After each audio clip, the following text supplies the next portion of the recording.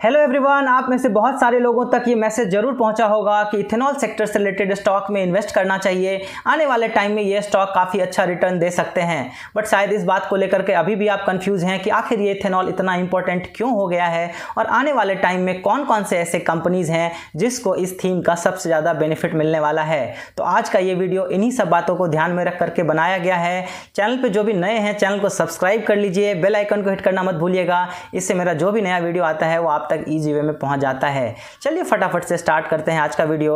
यहाँ पे ध्यान ये रखने की ज़रूरत है, ये किसी भी तरह का बाय या सेल रिकमेंडेशन नहीं है। ये पूरा का पूरा स्टडी पर्पस के लिए बनाया गया वीडियो है और जो भी स्टॉक में डिस्कस करने वाला हूँ वहाँ पे किसी भी तरह की रैंकिंग नहीं की गई है। कोई भी stock number 1, number 2, number 3, number 4 ऐसे पोजीशन के हिसाब से यहाँ पे डिस्कशन के लिए नहीं लिया गया है। तो आप किसी भी स्टॉक को नंबर 1, किसी भी स्टॉक को नंबर 2 पे लेकर के अपना एनालिसिस खुद कर सकते हैं। चलिए स्टार्ट करते हैं आज का वीडियो। अगर आप केमिस्ट्री के स्टूडेंट हैं तो आपको पता ही होगा कि इथेनॉल एक ऑर्गेनिक कंपाउंड है जिसे हम बोलचाल की भाषा में अल्कोहल भी कहते हैं। बट अगर आप इंडस्ट्रियल सेक्टर को देखेंगे तो ये एक ऐसा इंडस्ट्रियल केमिकल है जो कि बहुत सारे इंडस्ट्रीज में यूज़ होता है, जैसे कि plastic industry, polish industry, cosmetic industry, medicine industry और alcoholic beverages and automotive gasoline. यहाँ पे alcoholic beverages and automotive gasoline काफ़ी इंपॉर्टेंट है बिकॉज आज का पूरा डिस्कशन ऑटोमोटिव गैसोलीन के इर्द गिर्द ही घूमने वाला है। यहाँ पे ध्यान ये रखना है कि इंडिया में इथेनॉल का प्रोडक्शन बेसिकली शुगर के बाई प्रोडक्ट के हिसाब से किया जाता है, मतलब कि शुगर सेक्टर से रिलेटेड स्टॉक को इसका बेनिफिट मिल सकता है, जिसके बारे में हम आगे डिस्कस करेंगे। अब ये इतना इंपॉर्टेंट क्यों हो गया है, इसको समझने के लिए आपको समझना होगा कि गवर्नमेंट के क्या स्टेप्स हैं, गवर्नमेंट क्यों इथेनॉल पे इतना जोर दे रही है, जिसकी वजह से ये जो थीम है, ये जो स्टोरी है, ये आने वाले टाइम में आपको अच्छा खासा रिटर्न दे सकती है।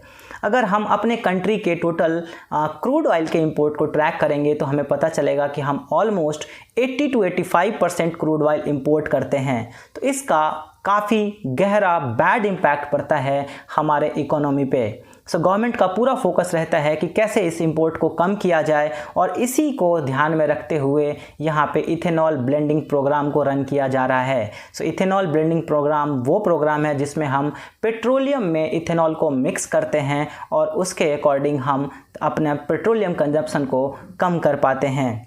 दूसरा, अगर आप देखेंगे तो पूरे वर्ल्ड में ग्लोबल वार्मिंग बढ़ रहा है, पॉल्यूशन बढ़ रहा है। सो पूरा वर्ल्ड चाहता है कि वो नेट जीरो कार्बन एमिशन की तरफ प्रोग्रेस करे। सो यहाँ पे इंडियन गवर्नमेंट ने जो अपना टारगेट सेट किया है वो 2070 का टारगेट सेट किया है, जहाँ पे गवर्नमेंट चाहती है कि India net zero carbon emission वाले कंट्री में आ जाए।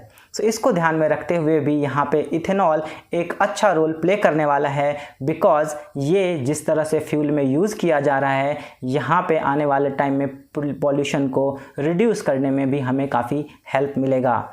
यहाँ ध्यान ये रखना है कि अभी तक जो गवर्नमेंट ये प्रोग्राम रन कर रही है उसमें 10 to 12% का ब्लेंडिंग चालू है, बट गवर्नमेंट ने 2025 तक का जो आउटलुक दिया है उसके अकॉर्डिंग ये ब्लेंडिंग 20% तक पहुँचना है, मतलब कि अभी के पोजीशन से लेकर के डबल का यहाँ पे एस्टिमेशन है। सो इथेनॉल का कंजम्पशन भी यहाँ से लेकर के डबल होता हुआ आपको दिख सकता है और आने वाले टाइम में गवर्नमेंट का एक एस्टिमेट है कि वो इसे 50% तक ले जाने का कोशिश करेंगे। तो अभी आपको समझ में आ गया होगा कि इथेनॉल क्यों इंपॉर्टेंट है और क्यों इससे रिलेटेड कंपनीज में आने वाले टाइम में आपको इन्वेस्ट करने के बाद ज़्यादा बेनिफिट मिल सकता है। अब चलिए जल्दी से समझते हैं उन स्टॉक के बारे में जो कि इथेनॉल मैन्युफैक्चर करती है या कहीं ना कहीं इस थीम से जुड़ी हुई है। तो सबसे पहले इस कैटेगरी में हम बात करेंगे EID पैरी का। अगर इस कंपनी को अगर आप ध्यान से देखेंगे तो ये 9,309 करोड़ मार्केट कैप की कंपनी है जिसका करंट मार्केट प्राइस 524 रुपीज़ है।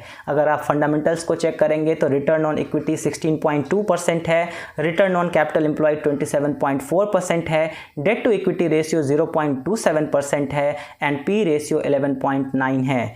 यहाँ पे एक्स फैक्टर ये है कि कंपनी ने प्लान किया हुआ है फाइनेंशियल ईयर 24 में कि वो 286 करोड़ और इन्वेस्ट करने वाली है और अपने इथेनॉल प्रोडक्शन कैपेसिटी को बढ़ा करके 582 किलोलीटर पर डे तक पहुंचाने जा रही है।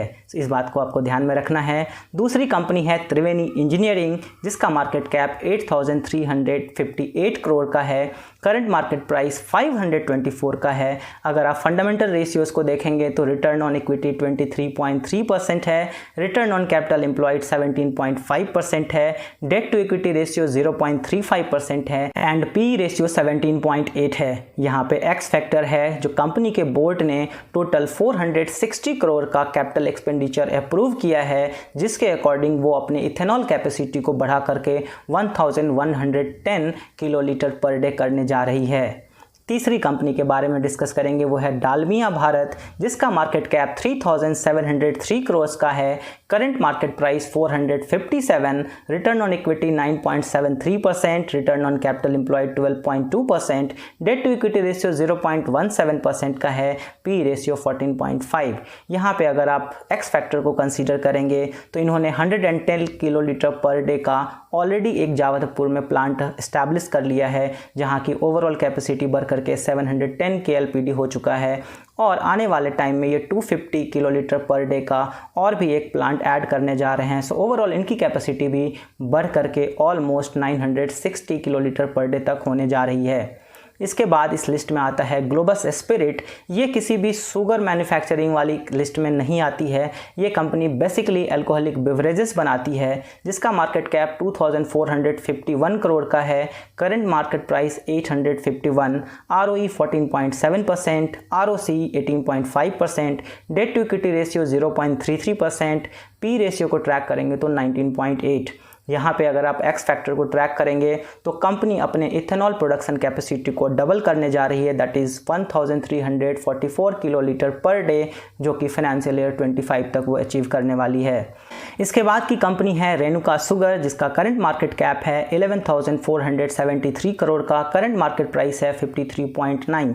यहाँ पे बहुत सारे फाइनेंशियल रेशियो आपको एब्सेंट दिखेंगे बिकॉज कंपनी एक लॉस मेकिंग कंपनी है, बट ओवरऑल अगर आप कंपनी के ट्रैक रिकॉर्ड को देखेंगे तो लॉस सिग्निफिकेंटली काफ़ी कम हो चुका है, जो कि एक फंडामेंटल अच्छा इंप्रूवमेंट है और इथेनॉल सेक्टर की एक one of the best company में आप इसको कंसीडर करके चल सकते हैं। जहां पे अगर आप एक्स फैक्टर को कंसीडर करेंगे तो यहां पे कैपेसिटी एक्सपेंशन हुआ है 72 किलोलीटर पर डे से 1250 किलोलीटर पर डे। इस सेक्टर की और भी बहुत सारी कंपनी है जिसको आप अपने वॉच लिस्ट में रख सकते हैं, जैसे कि Bajaj Hindustan sugar, Dwarkesh sugar industries, Balrampur चीनी एंड प्राज इंडस्ट्रीज।